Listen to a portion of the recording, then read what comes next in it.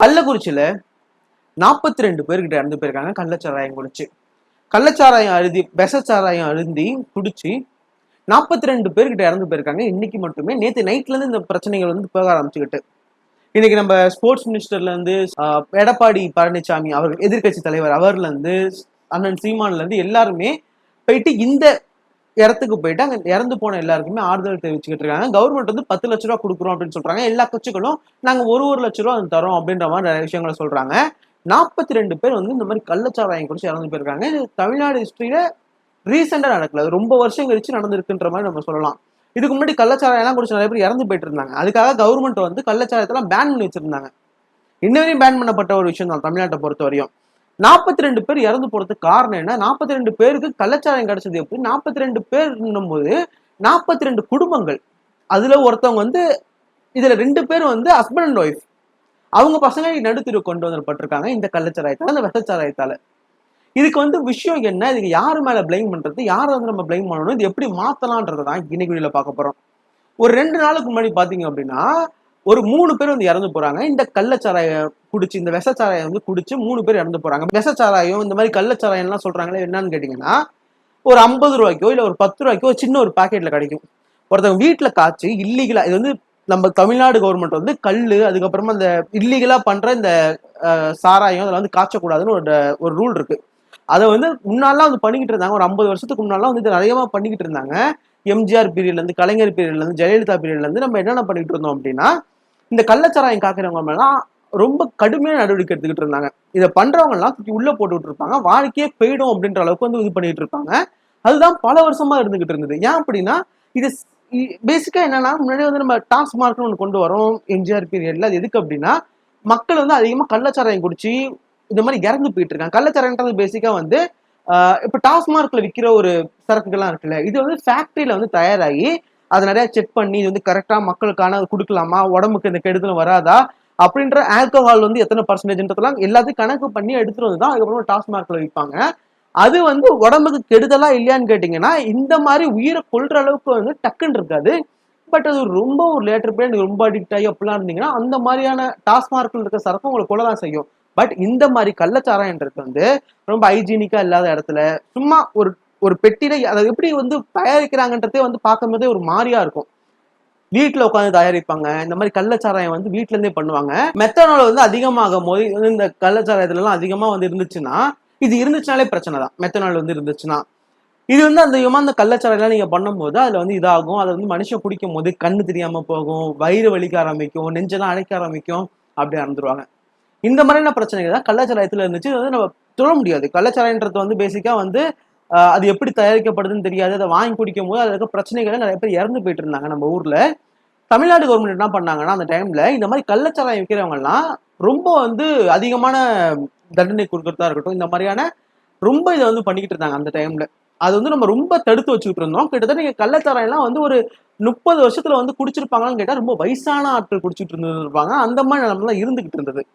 இப்ப ரீசெண்டா பாத்தீங்க அப்படின்னா, கள்ளச்சாராயன்றது லைட்டா வந்து கொஞ்சம் கொஞ்சமா யாருக்கும் தெரியாம அங்கங்கன்னு சில பேர் வந்து காய்ச்சி வித்துக்கிட்டு இருந்திருக்காங்க. இது என்ன பேசிக்கா அப்படின்னு பாத்தீங்கன்னா, இன்னைக்கு கள்ளக்குறிச்சியில வந்து இந்த மாதிரியான கள்ளச்சாராயம், விஷச்சாராயம், பேசிக்கா விஷச்சாராயம் தான் சொல்ல போனா இல்லீகலா நீங்க தயாரிச்சு அது வந்து என்ன ஒரு டெஸ்ட்டும் பண்ண மாட்டாங்க. அது உடம்புக்கு ரைட்டா தப்பான்லாம் நமக்கு தெரியாது.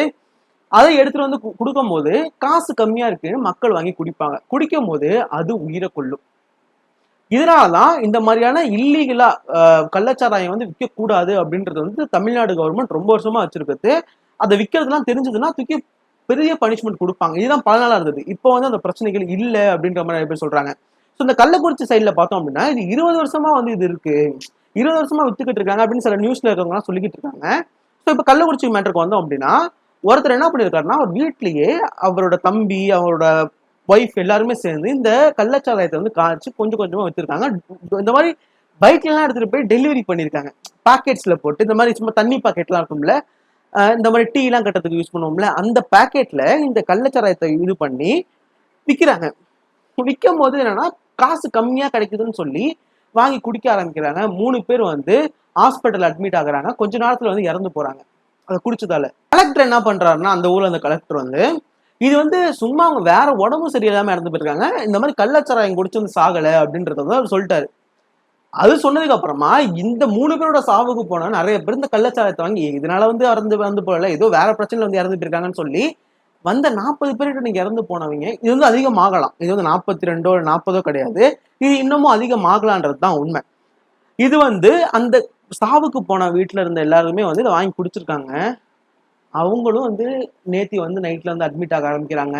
உடம்பு சரியில்லைன்னு வந்து அட்மிட் ஆக ஆரம்பிக்கிறாங்க. 40 பேருக்கு மேல இறந்து போயிட்டு இருந்திருக்காங்க. இது வந்து அதிகமாகலாம். 40ன்றது இன்னமும் வந்து அதிகமாகலாம். இந்த மாதிரியான ஒரு பிரச்சனை வந்து நடந்திருக்கு. இன்னைக்கு வந்து இந்த வித்தவங்கல இருந்து எல்லாருமே அரெஸ்ட் பண்ணிக்கிட்டு இருக்காங்க. பாண்டி ஜிப்மர்ல நிறைய பேர் அட்மிட் ஆயிருக்காங்க. நிறைய பேர் இறந்து போயிட்டு இருக்காங்க. இந்த மாதிரி ஒரு சம்பவம் தான் இன்னைக்கு ஒரு துக்க தினம் நம்ம ஊர்ல. இது யார் மேல தப்பு அப்படின்னு கேட்டீங்கன்னா, இது கவர்மெண்ட் அலட்சியமா விட்டதுதான் தப்பு. பேசிக்கா இன்னைக்கு வந்து நம்ம சொல்றோம்ல, இந்த மாதிரி கள்ளச்சாராயத்தை வந்து தடுக்கிறதுக்குன்னு ஒரு இது இருக்கு. இந்த மாதிரி மது ஒழிப்புக்குன்னு ஒரு இது வச்சிருப்பாங்க. அதுல இருந்தவங்க கலெக்டர்ல இருந்தெல்லாம் பணியிடை நீக்கம் பண்ணியிருக்காங்க, வேற இடத்துக்கு மாத்திருக்காங்க. இந்த மாதிரியான சம்பவங்கள்லாம் இன்னைக்கு பண்ணியிருக்காங்க கவர்மெண்ட். சிஎம் என்ன சொல்றாருன்னா, இது வந்து எனக்கு மன வலியை கொடுக்குது, இந்த மாதிரி சம்பவம் நடந்திருக்குன்றது ஒரு துக்கமான ஒரு தினம் தான் அப்படின்ற மாதிரி சொல்லிட்டு அவர் 10 லட்ச ரூபாய் இறந்து போன ஆட்களுக்கு எல்லாம் தரோம் அப்படின்னு சொல்றாங்க. இறந்து போன வீட்டுல இருக்கவங்களுக்கு எல்லாம், அட்மிட் பண்ணப்பட்டிருக்கவங்க ஹாஸ்பிட்டல் இருக்கவங்களுக்கு எல்லாம் 50,000 கொடுக்குறோம் அப்படின்னு சொல்றாங்க. பட் தெரியும், என்னதான் நீங்க 50,000 கொடுத்தாலும், கோடி ரூபாய் கொடுத்தாலும் ரோட்ல நிக்கிற குழந்தைகளுக்கு வந்து அந்த அவங்க வீட்டுல இருந்த சாவை வந்து பூர்த்தி பண்ணுமான்னு கேட்டா அது கிடையாது. அந்த 50,000மோ இல்ல 10 லட்சமோன்றது வந்து கிடையாது. சில பேர் கேட்கறது, ஏன் 10 லட்ச ரூபா கொடுத்து ப்ரொமோட் பண்றீங்க, விஷச்சாராயம் குடிச்சு தான் அது 10 லட்ச ரூபா கொடுக்கணுமா அப்படின்றது. பேசிக்கா நீங்க நம்ம சொல்றது என்னன்னா, விஷச்சாராயம் இந்த கள்ளச்சாராயம்லாம் தப்புன்னு நம்ம சொல்றோம். இன்னைக்கு நிறைய பேர் சொல்லுவாங்க, எனக்கு பிளைண்டா வந்து சொல்றது வந்து டாஸ்மார்க்லாம் இழுத்து மூடிடணும், டாஸ்மார்க்லாம் இழுத்து மூட்டோம்னா இழுத்து மூடினதால தான் இறந்து போயிட்டு இருக்காங்க அப்படின்னு சொல்லி. டாஸ்மார்க்கை இழுத்து மூடிட்டோம் அப்படின்னா இந்த மாதிரி கள்ளச்சாராயன்றது தப்பு தான். ஆனா நிறைய பேர் இந்த போதைக்கு அடிக்ட் ஆனவங்க என்ன பண்ணுவாங்கன்னா கள்ளச்சாராயம் வாங்கி குடிக்க ஆரம்பிப்பாங்க. இந்த மாதிரி 40ன்றது இன்னைக்கு வந்து 40,000 மாற வாய்ப்பு இருக்கு. இந்த மாதிரி டாஸ்மார்க்லாம் ஃபுல்லா இழுத்து மூடிட்டோம் அப்படின்னா அதை கொஞ்சம் கொஞ்சமா மாத்தணும். இன்னைக்கு நம்ம சொல்றோம்ல, டாஸ்மார்க் இருக்குங்க, அடிமை போதைக்கு அடிமை ஆயிட்டு இருக்காங்க, எல்லாரும் தான் குடிக்கிறாங்க. கரெக்டா? டாஸ்மார்க்ல இருந்து இன்னைக்கு நம்ம சொல்றோம்ல, டாஸ்மார்க்ல வந்து இருக்கு, டாஸ்மார்க்கும் இருக்கு, ஏன் கலாச்சாரத்தை நோக்கி போறாங்க அப்படின்னு கேட்டீங்கன்னா, டாஸ்மார்க்ல கிட்டத்தட்ட 120 ரூபாய்க்கு மேல இருக்குன்னு சொல்றாங்க. எனக்கு தெரியல, இந்த ரேட்லாம் தெரியல. பட் இது வந்து 100 ரூபாய்க்கு மேல இருக்கு. எல்லா இதுவுமே பியர் கூட வந்து 140 ரூபா கிட்ட இருக்கு. 150 ரூபா 30-40 ரூபா கிட்ட இருக்கு. அதை வாங்க முடியாம நம்ம வந்து இதோட கம்மியா கிடைக்குதே. பேசிக்கா குடிக்கிறவங்க குடிக்கதாங்க செய்வான். கரெக்டா? குடின்றது வந்து நார்மல் ஆயிடுச்சு. பல வருஷமா குடிச்சுக்கிட்டு இருக்காங்க. குடிக்கிறவங்க வந்து இருந்துகிட்டு தான் இருக்காங்க. பட் எந்த அளவுக்குன்னு இருக்குல்ல, நம்ம வந்து நம்ம ஊர்ல பாத்தீங்கன்னா இந்த டாஸ்மார்க்ல விற்கிறதெல்லாம் பாத்தீங்க அப்படின்னா பர்சன்டேஜ் வந்து ரொம்ப ரொம்ப கம்மியா இருக்குமா. இந்த ஆல்கஹால் பர்சன்டேஜ் வந்து நம்ம வெளிநாட்டுல எல்லாம் கம்பேர் பண்ணும்போது நம்ம ஊர்ல ரொம்ப ரொம்ப கம்மியாக்கிட்டே இருக்காங்க. நம்ம ஊர்ல வந்து டாஸ்மார்க்கு போய் வாங்கி குடிக்கிற சரக்குல அந்த ஒரு கிக் இருக்க மாட்டுது, அந்த வந்து அந்த ஆல்கஹால் வந்து அதிகமா இருக்க மாட்டுதுன்றதுக்காக தான் இவங்க இந்த சைடு ஆல்கஹால் கம்மியா இருக்கும்போது என்னங்க பிரச்சனை, ஆல்கஹால் கம்மியா இருக்கும்போது உடம்புக்கு வந்து பிரச்சனை கிடையாது, இருந்தாலும் பெரிய பிரச்சனை கிடையாது. இந்த மாதிரிலாம் வர மாதிரி ஒரு ரொம்ப பல வருஷங்கள் கழிச்சு இந்த பிரச்சனைகள் வரலாம். தவிர ஆல்கஹால் கம்மியா இருக்கும்போது அந்த சரக்குல எல்லாம் வந்து பிரச்சனை இருக்காது. அதனால கவர்மெண்ட்டும் வந்து ஆல்கஹால் பர்சன்டேஜ் கம்மியா இருக்க மாதிரி சரக்குகளை வித்துக்கிட்டு இருக்காங்க. அது கிக்கி ஏற மாட்டுது, அது வந்து ஒரு போதை கொடுக்க மாட்டுதுன்னு சொல்லி தான் இந்த மாதிரி கள்ளச்சாரத்தை நோக்கி அவங்க போக ஆரம்பிக்கிறாங்க. ஸோ இது வந்து காசு குறைக்கணுமோ இல்லை வந்து இந்த ஆல்கஹால் இதெல்லாம் ஏற்றணும்னு நான் சொல்லலை. பட் இந்த மாதிரியான சம்பவங்கள் நடக்கும் போது எப்படி ஒரு 30 வருஷத்துக்கு முன்னாடி வந்து ரொம்ப ரொம்ப இது பண்ணிக்கிட்டு இருந்த விஷயம் அந்த காலத்துல, இந்த மாதிரி கள்ளச்சாரெல்லாம் வச்சாங்கன்னா அந்த பிடிச்சி போட்டாங்கன்னா வாழ்க்கையே போயிடுச்சு, அவ்வளோ அப்படின்ற அளவுக்கு இருந்துச்சு. பட் இன்னைக்கு சர்வசாதாரணமா இருந்திருக்கு. இப்போ டோர் டெலிவரிலாம் பண்ற மாதிரிலாம் பண்ணிக்கிட்டு இருக்காங்க. இது அலட்சிய குறைபாடு தான். அந்த சைட்ல இருந்த போலீஸோட, அதுக்கப்புறம் கலெக்டரோட, அந்த சைட்ல இருந்த அதிகாரிகளோட அலட்சியம் தான் அது காரணம். கவர்மெண்ட் தான் காரணம். பேசிக்கா வந்து நம்ம எப்படிதான் வந்து கவர்மெண்ட் அப்படி பண்றாங்க இப்படி பண்றாங்க அப்படின்னு சொல்லும் போது பெருமையா சொல்லும் போது அதை ஏத்துக்கிற கவர்மெண்ட், இந்த தப்பு உங்க ஆட்சியில் நடந்திருக்கு, நீங்க பண்ணதுதான் தப்புன்னு சொல்லும் போது கவர்மெண்ட் ஏத்துக்கணும். அதுதான் இன்னைக்கு இருக்க அமைச்சர்ல இருந்து நம்ம சிஎம்ல இருந்து எல்லாருமே சொல்றாங்க, இதுக்கு நாங்க தான் பொறுப்பு எடுத்துக்கணும், இது எங்களோட தப்பு தான் அப்படின்ற மாதிரி சொல்றாங்க. இது நடந்திருக்கு. இது நடக்க கூடாதுன்னா கள்ளச்சாராயம் காய்ச்சலுக்கு இருக்கத்திலே தப்பான ஒரு விஷயம். இது இது வந்து பிடிச்சாங்கன்னா அது வந்து இருக்கத்திலே கொடூரமான தண்டனையை கொடுக்கணும் அப்படின்றது தான் நான் சொல்றேன். நம்ம பிராக்டிக்கலா யோசிச்சோம்னா வந்து நம்ம டாஸ்மார்க்லாம் பிடிச்சி ஃபுல்லா இழுத்து மூட்டோம்னா இதோட பிரச்சனைகள் தான் அதிகமாகும். பட் நம்ம சொல்றது ரெகுலேட் பண்ணலாம். இன்னும் கொஞ்ச நாளுக்கு வந்து நீங்க இவ்வளவுதான் குடிக்கணும், இவ்வளவுதான் வந்து ஒரு அளவு தான் இருக்கணும், நீங்க இவ்வளவுதான் சரக்கு வாங்கணும், அந்த மாதிரிலாம் வந்து சொல்ற மாதிரி கூட வைக்கலாம். பட் நம்ம மொத்தமா இன்னைக்கு க்ளோஸ் பண்ணிட்டோம் அப்படின்னா நம்ம வந்து நினைக்கிற மாதிரி கனவுல நடக்கிறது எல்லாமே நடந்துச்சுன்னா நல்லதா இருக்குமேங்க. அப்படி நடக்க மாட்டுது.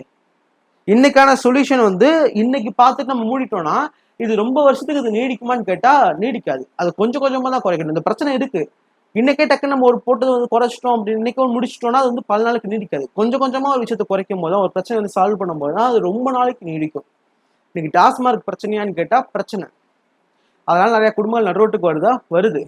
அதுக்கு அதை ஃபுல்லா இழுத்து மூடிட்டோம் அப்படின்னா இந்த மாதிரி போதைக்கு அடிக்ட் ஆனவன், போதைன்றத விட பேசிக்கா வந்து நான் சொல்றது மதுவுக்கு அடிக்ட் ஆனவன் வந்து நேரம் எங்க போவான் அப்படின்னா இந்த மாதிரி கள்ளச்சாராயத்தை நோக்கி தான் போவான். கள்ளச்சாராயம் தப்பு. கள்ளச்சாராயத்தை வந்து கவர்மெண்ட் எப்படியோ பண்ணி இது ரொம்ப வந்து இறங்கியிருக்காங்க. இந்த மாதிரி விழுப்புரத்துல போன வருஷம் இந்த மாதிரி நிறைய பேர் இறந்து போயிருந்திருக்காங்க. அதுக்கப்புறம் வேலூர்ல இன்னைக்கு நிறைய இடத்த வந்து கைப்பற்றிருக்காங்க. நிறைய கள்ளச்சாராயம் காய்ச்சறவங்க மேல வந்து நடவடிக்கை எடுக்கிறாங்க. அது மாதிரி எங்கெங்க நடக்குதோ அது எல்லாருமாலையும் இன்னைக்கு இருக்கிற கவர்மெண்ட் நடவடிக்கை எடுக்கணும். கள்ளச்சாராயத்தை யாரெல்லாம் காய்ச்சுறாங்களோ அவங்க மேல ரொம்ப நடவடிக்கை எடுக்கணும் அப்படின்றத சொல்லி இதோட நான் முடிச்சுக்கிறேன். அடுத்த பார்க்கலாம்.